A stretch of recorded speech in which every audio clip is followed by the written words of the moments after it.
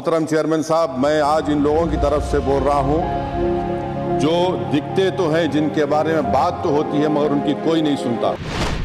मैं उनके बारे में बोल रहा हूं जिनके बारे में वजीर आजम मोदी ने कहा था कि घुसपैठी है। महाराष्ट्र के रण में ओवैसी ने अपना कैंपेन सॉन्ग इतिहास बनाएंगे, संविधान बचाएंगे लॉन्च करके अपने चुनावी अभियान का आगाज कर दिया। इतिहास बनाएंगे, संविधान बचाएंगे, जो लड़ रहा है हमारे लिए हम उसका ही साथ देंगे।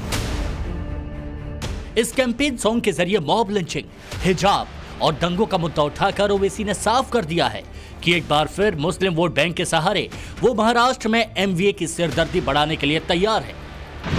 सवाल यही है कि महाराष्ट्र में ओवैसी उनको विलेन समझने वाली एमवीए का खेल बिगाड़ पाएंगे, क्योंकि ओवैसी कई बार एमवीए में शामिल होने के लिए अपनी इच्छा जाहिर कर चुके हैं, लेकिन उन्हें अब तक कोई पॉजिटिव रिस्पॉन्स नहीं मिला और ना ही मिलने के चांस है। ऐसे में ओवैसी के पास एकला चलो के अलावा कोई और चारा भी नहीं। हम लड़ेंगे महाराष्ट्र का चुनाव। हमारे 2 विधायक वहाँ से ऑलरेडी जीत कर आए, 2 हैं। हमारी कोशिश होगी कि हम और हमारे विधायक की संख्या को बढ़ाएं और साथ ही साथ हम ये भी उम्मीद करते हैं कि महाराष्ट्र की जनता दोबारा फडणवीस शिंदे की सरकार को अपना एतमाद नहीं देगी। मगर हमारी पूरी कोशिश यही है कि एमआईएम पार्टी के एमएलएस की तादाद में इजाफा हो, इम्तियाज़ जलील की लीडरशिप में हमारे ज़्यादा तादाद में एमएलएस जीत कर महाराष्ट्र की विधानसभा में गरीब और मजलूमों की आवाज़ को बुलंद कर सकें, उनके इंसाफ की लड़ाई को लड़ सकें और हर समुदाय का एक सियासी आवाज होनी चाहिए। वो कोशिश कर रहे हैं। सिर्फ महाराष्ट्र विधानसभा चुनाव ही नहीं बल्कि यूपी का उपचुनाव, बिहार का उपचुनाव और यहां तक कि झारखंड में भी विपक्षी गठबंधन का खेल खराब करने के लिए ओवैसी तैयार खड़े हैं। उन्होंने यूपी और बिहार में विपक्षी गठबंधन का खेल खराब करने के लिए अपने उम्मीदवार भी उतार दिए हैं। इससे जो पूरा का पूरा चुनाव है वो और भी ज्यादा रोमांचक हो गया है। यूपी उपचुनाव से शुरू करें तो यहां ओवैसी ने मुस्लिम बाहुल्य 2 सीटों से अपने उम्मीदवार उतारकर मायावती और अखिलेश की टेंशन बढ़ा दी है। ओवैसी ने मुरादाबाद की कुंदर की सीट से मोहम्मद वारिस को, जबकि मुजफ्फरनगर की मीरापुर सीट से अरशद राणा को मैदान में उतारा। बीते लोकसभा चुनाव में इन दोनों सीटों पर मुस्लिमों को एकमुश्त वोट एसपी कांग्रेस गठबंधन को गया था, जबकि 2022 के विधानसभा चुनाव में एसपी और बीएसपी को। ऐसे में हैदराबादी भाईजान की एंट्री से यहां मुस्लिम वोटों में बंटवारा किसी का भी समीकरण बना भी सकता है और बिगाड़ भी। मीरापुर सीट पर करीब 35% मुस्लिम मतदाता है, लेकिन इस सीट पर 4 मुस्लिम उम्मीदवार अपनी किस्मत आजमा रहे हैं। अखिलेश ने यहां पूर्व मंत्री कादिर राणा की बहू सुंबुल राणा को मैदान में उतारा। बीएसपी ने शाहनजर को, चंद्रशेखर आजाद की पार्टी आसपा ने भी मुस्लिम कैंडिडेट जाहिद हुसैन को उतारा है और ओवैसी ने अरशद राणा को। एनडीए की बात करें तो मीरापुर सीट जयंत चौधरी की आरएलडी के खाते में गई, लेकिन उसने अभी तक यहां किसी उम्मीदवार के नाम का ऐलान नहीं किया। बात मुरादाबाद की कुंदुर की सीट की करें तो कुंदुर की सीट पर मुस्लिम आबादी करीब 50% है। लिहाजा एसपी, बीएसपी, चंद्रशेखर आजाद और ओवैसी ने यहां भी मुस्लिम उम्मीदवार ही उतारे, यानी यहां भी 4 मुस्लिम उम्मीदवार हैं, जबकि बीजेपी ने रामवीर सिंह को उम्मीदवार बनाया। उनका रिजवान के साथ तीसरी बार मुकाबला होगा। जाहिर सी बात है यहां भी मुस्लिम वोट बटे तो खेला हो सकता है।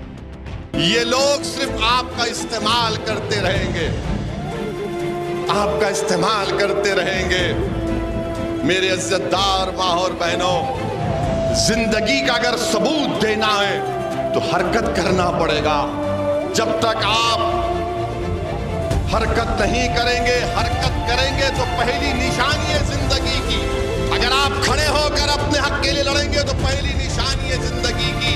अगर आप खामोश रहेंगे तो फिर आप जिंदा लाश बने रहेंगे। हालांकि यूपी में ओवैसी ने साल 2022 के विधानसभा चुनावों में 103 उम्मीदवार उतारे थे, लेकिन उनका स्कोर रहा 0 यानी 0 और उन्हें वोट मिला 0.47% यानी आधे फीसदी से भी कम।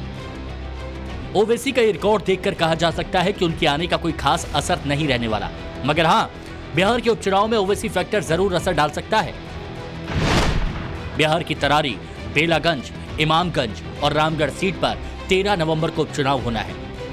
बिहार की 4 सीटों पर उपचुनाव होने हैं और इस खेल में नए नए सियासी खिलाड़ियों के शामिल होने के बाद में खेल और भी ज्यादा रोमांचक होता जा रहा है। अभी तक तो एनडीए और इंडिया गठबंधन के उम्मीदवार ऑलरेडी मैदान में थे, लेकिन अब असदुद्दीन ओवैसी और प्रशांत किशोर की भी पार्टियां मैदान में उतर आई हैं।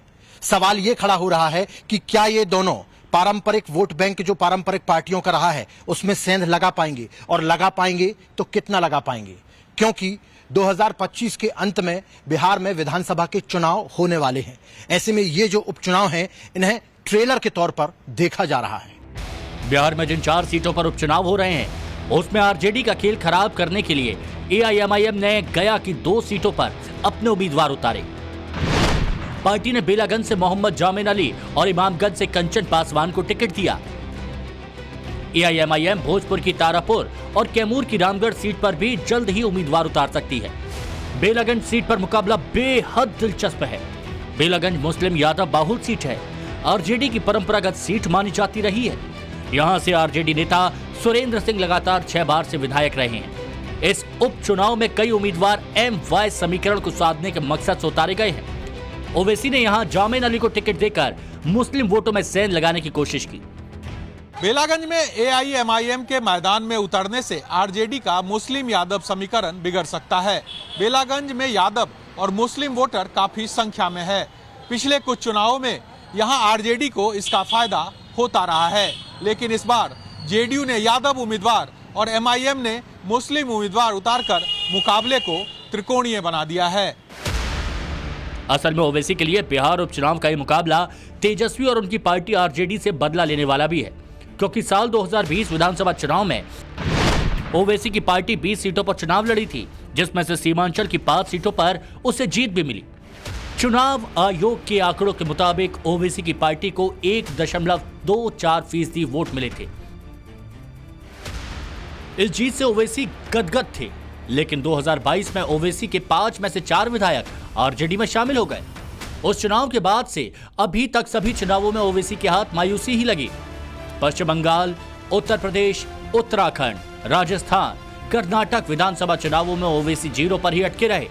जाहिर है 2025 के बिहार चुनाव से पहले ये उपचुनाव उनके लिए अपनी ताकत परखने का अच्छा मौका है, जिसके लिए ओवैसी पूरी ताकत से जुटे हुए हैं।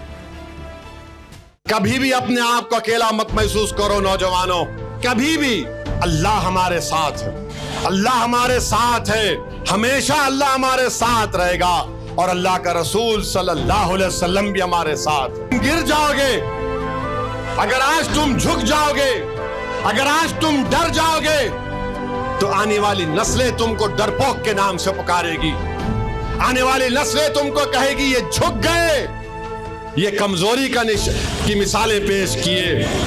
मेरे अजीज दोस्तों और बुजुर्गों, ये वक्त क़याम का है। जैसा कि किसी शायर ने कहा कि नादान सजदे में गिर गए जब वक्त क़याम आया। ये सीना तान कर खड़े होने का वक्त है। ओवैसी की राजनीति सिर्फ मुस्लिमों के इर्द गिर्द घूमती है, लिहाजा चुनाव कोई भी हो वो मुस्लिम बहुल सीटों पर जोर आजमाइश करते नजर आते हैं। इसी कड़ी में ओवैसी की एआईएमआईएम ने झारखंड विधानसभा में मुस्लिम बाहुल्य सीटों पर 7 उम्मीदवार मैदान में उतार दिए हैं। इन सीटों में पाकुड़, महगामा, रांची, जमशेदपुर पश्चिम, बड़कागांव, चतरा और गढ़वा शामिल है। माना जा रहा है कि इसके अलावा दूसरे चरण की सीटों पर भी पार्टी उम्मीदवार उतार सकती है। एआईएमआईएम ने जिन सीटों पर प्रत्याशी खड़े किए हैं उन पर मुस्लिम मतदाताओं की संख्या 22 से 38% तक है। पार्टी ने झारखंड के लिए जनाब आदिल हसन साहब को और जनाब रियाजुल हसन अफंदी जो MLC उनको भिजाया है। वो वहाँ पर जाकर देखेंगे क्या करना चाहिए, कितने सीट लड़ना चाहिए, नहीं लड़ना चाहिए। और फिर अख्तर उल ईमान साहब बिहार में भी बाई इलेक्शन है, यहाँ पर भी वो भी इसके जिम्मेदार रहेंगे। जहाँ तक महाराष्ट्र का मामला है, हमने 5 कैंडिडेट्स का ऐलान कर चुके हैं, और भी कैंडिडेट्स के ताल्लुक से हमारी इम्तियाज जलील साहब की, अकबरुद्दीन ओवैसी साहब और जितने हमारे बड़े नेता हैं उनसे बातचीत चल रही है। हालांकि झारखंड में साल 2019 में हुए चुनावों में ओवैसी की पार्टी सिर्फ वोट कटवा साबित हुई थी। पिछले चुनाव में एआईएमआईएम ने 16 सीटों पर उम्मीदवार उतारे थे। 11 सीटों पर ओवैसी के उम्मीदवार को नोटा से भी कम वोट मिले। झारखंड में ओवैसी को सिर्फ 1.16% मत हासिल हुए थे। ओवैसी के लिए झारखंड का बीता चुनाव फ्लॉप शो से ज्यादा कुछ नहीं था। ओवैसी की पार्टी प्रतिद्वंदिता में दूसरे और तीसरे स्थान पर रहे प्रत्याशियों को किसी भी तरह का नुकसान पहुंचाने में भी नाकाम रही थी। ऐसे इस बार ओवैसी महागठबंधन को कोई नुकसान पहुंचा पाएंगे या किंग मेकर जैसी किसी भूमिका में रहेंगे, इसकी संभावना बहुत बहुत कम है। हालांकि वो मुस्लिम मतों को पूरी तरह से अपने पाले में लाने के लिए पूरी ताकत लगा रहे हैं। मैं आपसे कह रहा हूं, मेरी बात को जहन नशीन कर लो। आप वोट देते या नहीं देते हो, आपका हक है, मगर आप इस बात को याद रखो, अगर आप अपनी सियासी क़यादत को मजबूत नहीं करेंगे, अगर आप अपने वोटों से मजलिस के नुमाइंदों को कामयाब नहीं करेंगे, ये लोग सिर्फ आपका इस्तेमाल करते रहेंगे, आपका इस्तेमाल करते रहेंगे। मेरे इज्जतदार माँ और बहनों, जिंदगी का अगर सबूत देना है तो हरकत करना पड़ेगा। जब तक आप हरकत नहीं करेंगे, हरकत करेंगे तो पहली निशानी है जिंदगी की। अगर आप खड़े होकर अपने हक के लिए लड़ेंगे तो पहली निशानी है जिंदगी की। अगर आप खामोश रहेंगे तो फिर आप जिंदा लाश बने रहेंगे।